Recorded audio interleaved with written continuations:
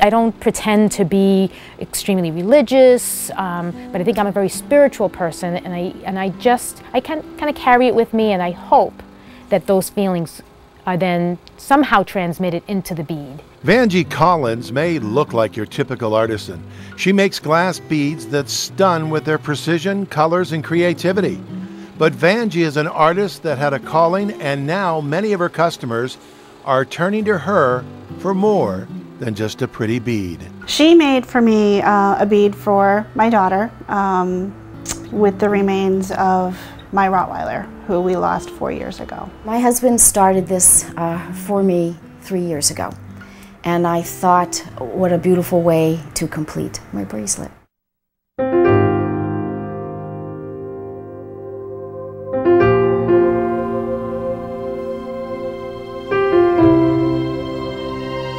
I make glass beads. Started by just making glass beads for fun, you know, playing with color and texture and reflection, and then that has turned into another part of what I do, which are cremation beads. And those beads are, it's basically the same process, but those beads are infused with a small amount of cremation ash. The idea first came from a customer, but then took Vangie on a spiritual journey of her own, one that helped her heal and pointed her compass in a new direction.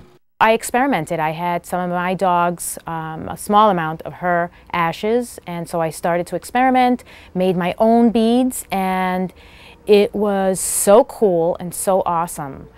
Not just the process of making them, but how they made me feel, that I just decided that this is something that I think I'm going to start offering people. They look like little sparkles, and I think that that's one of the things that's very appealing. I didn't even know that that's what it was going to look like. I am particularly in love with the look of the cremains on, for example, black or cobalt blue, because it looks like the night sky. The process of ordering a cremation bead is a personal one.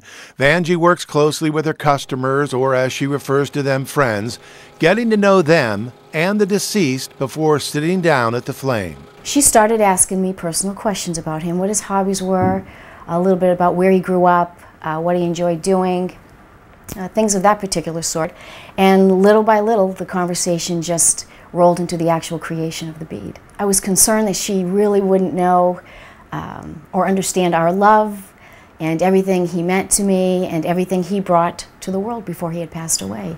And she got it. She got it within 45 minutes. Because it is such a sensitive process, Vangie treats each bead with dignity, labeling everything and working on only one bead at a time. I'm automatically thinking about what I know about not just the living that's now given me the this job to do, but also about the deceased. You know, what were they like? Were they funny? You know, were they ill? Were they in pain?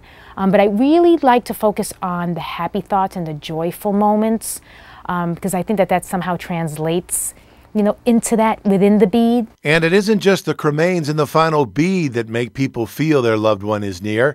It is the vibrant color in the glass that helps them to remember when their loved ones were still alive. Dozer is a Rottweiler, so his colors naturally are the black with the rust color. And then his collar, which I have here, this is a piece of actually a keychain which matches the pattern on his collar.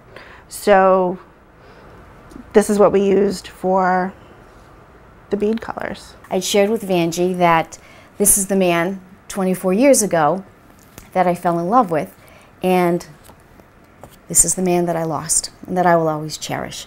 So here we have the brown, and we have the salt and pepper, and the blue eyes. As in the bead, we have the same three. Vangie says what she does isn't magic, but it does seem to help people heal. And all of her customers have one common ground. It's love. I mean, it's love, and I think some people might actually think that's maybe even strange, might label it whatever they might wish, but love is love, and we get our needs met in, you know, whichever way it happens to be. And for some people it's a cat, you know, might have somebody that lives alone, and it might be a husband. Whether handing over a pendant, earrings, beads, or even a rosary, her customers' reactions help to fuel her passion for her newfound craft. In particular, I have the memories that the brown brings. I have the memory that the cremains bring and the color they symbolize. And again, those blue eyes that always made me smile, and they were laughing, and it's very personal. And you don't really, some folks might just look at it and say, oh, it's just a bead. It's not. It's your life. You're wearing your life right here. The smiles on people's faces, the tears, you know, that just, you know, the tears that well up in their eyes, the hugs that I get. You know, the gratitude, you feel it, you feel the love. You even feel a connection sometimes, or I do. Even with the deceased.